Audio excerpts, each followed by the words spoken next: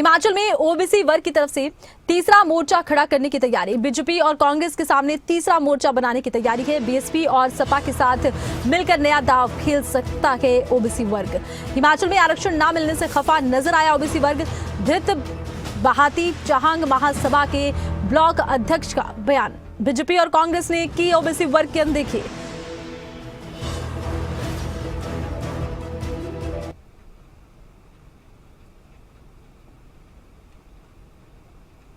हिमाचल प्रदेश में अब ओबीसी वर्ग भी तीसरे फ्रंट की बात करने लग गया है और हो सकता है कि तीसरा विकल्प जो है वो निकल करके सामने भी आ जाए।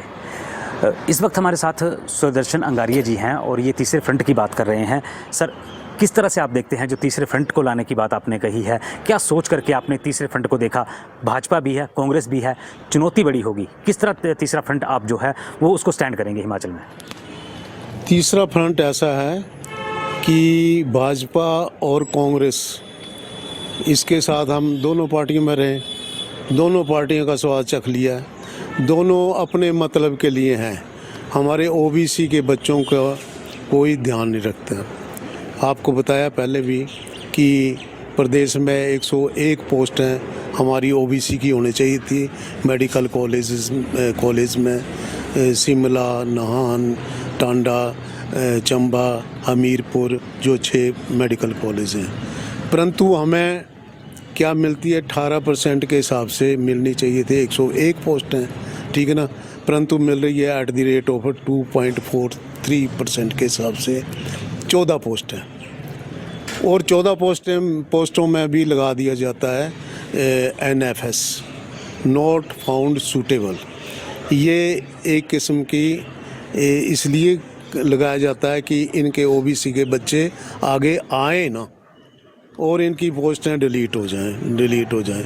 तो इसमें मेरा ये भी ऑब्जेक्शन है और डिमांड भी है कि NFS पहले भी लगता था, बहुत पहले, शेड्यूल कास्ट शेड्यूल ट्राइब के लिए। तो उस वक्त उनकी जो NFS लगता था तो उनकी पोस्टें जो होती थी इंटैक्ट रहती थी और नेक्स्ट सेशन में वो उनको इनकॉर्पोरेट कर लिया जाता था, उनकी पोस्टें खाली नहीं होती थी। वेयर एज आजकल हमारे बच्चों के साथ जो है वो बेइंसाफ़ी हो रही है और डिस्क्रिमिनेशन हो रही है और उनकी पोस्टें धीरे धीरे ख़त्म कर रहे हैं। ये 2.43% में आप बता रहा हूँ, 1% भी नहीं बनती है। फिर तो आपने कैसे ये मन बना लिया कि थर्ड फ्रंट खड़ा किया जाए? थर्ड फ्रंट करने के लिए धन, बल, हर एक चीज़ की ज़रूरत होती है और कैसे आप इस विकल्प को सीधा कर पाएंगे कि हाँ, हमने थर्ड फ्रंट खड़ा कर दिया है और लोग आपके साथ जुड़ेंगे? फिलहाल कांगड़ा में ही बात करें तो 15 विधानसभा सीटें हैं और 15 विधानसभा सीटों को आप उस थर्ड फ्रंट के सामने कैसे रखेंगे? थर्ड फ्रंट के सामने जो नेशनल पार्टी होगी, जो हमारे ओबीसी की प्रो होगी, मतलब ओबीसी के हित में जो काम करेगी, उसको हम मंथन करेंगे। मैंने पहले बोला हुआ कि उसमें हो सकता है बीएसपी आ जाए, अखिलेश यादव जी यूपी से आ जाएं, वो नेशनल पार्टी के हैं, बहुत अच्छा काम कर रहे हैं, तो वो भी आ सकते हैं। उनके द्वारा हमारे पास जो है मटेरियल भी हमारा आएगा और डंडा वगैरह सारा झंडा सब कुछ होगा। तो इसमें टाइम तो लगेगा, नो डाउट, कि अब ये मूवमेंट चली, क्रांतिकारी मूवमेंट है, इसलिए क्रांतिकारी मूवमेंट के लिए बहुत समय लगता है और ये जो है इसको शीघ्र हो जाएगा। इसमें जो बुद्धिजीवी वर्ग है और वहाँ पर मंडल में भी 31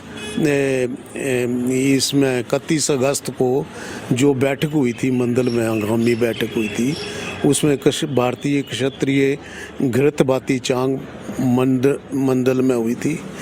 तो वहाँ पर बुद्धिजीवी बैठे हुए थे, कोई डायरेक्टर था, कोई मतलब कमिश्नर था, कोई SDO था, कोई प्रिंसिपल, कई प्रकार के ओहदे वाले लोग थे, कोई डॉक्टर थे। तो उन लोगों ने हाथ खड़ा करके भी और प्रस्ताव पारित करके ध्वनि मत से उन्होंने मेरा समर्थन किया है। तो बिल्कुल जाहिर सी बात है कि भाजपा और कांग्रेस दोनों से ही परेशान होकर के अब जो ओबीसी समुदाय है ये कहीं ना कहीं थर्ड फ्रंट की बात कर रहे हैं, चाहे वो अखिलेश यादव की पार्टी हो, बीएसपी की पार्टी हो या फिर कोई अन्य और विकल्प हो, उसका ये साथ देने के लिए पूर्ण रूप से तैयार हो चुके हैं। और जिस तरह से उन्होंने बताया है कि एकजुट होना पड़ेगा, तभी जो है ओबीसी का कहीं ना कहीं जो है बेड़ा पार लग सकता है। अदरवाइज कई सालों से लगातार ये अपनी डिमांड रख रहे थे, जिनको कोई भी सरकार जो है पूरी नहीं कर पा रही, लेकिन अब इन्होंने मोर्चा खोल दिया है। तो कहीं ना कहीं अब टक्कर देने के लिए जो है तीसरा विकल्प जो है वो हिमाचल प्रदेश में निकल करके इन विधानसभा जो आने वाले चुनाव होंगे इनमें सामने आएगा। धर्मशाला से कैमरामैन राजकुमार कौंडल के साथ मनोज। खबरें अभी तक के संवाददाता मनोज धीमान हमारे साथ लाइव जुड़े हुए हैं। मनोज, जिस तरह से कहा यह जा रहा है कि तीसरा मोर्चा खड़ा किया जाएगा, धृत बहादी चहांग महासभा की तरफ से भी बाकायदा इसको लेकर मोर्चा खोल दिया गया है। कहा गया है सपा साथ में होगी, बसपा साथ में होगी। फिलहाल तीसरे मोर्चे को लेकर क्या संभावनाएं हिमाचल की अलग अलग विधानसभाओं के लिहाज से नजर आती हैं?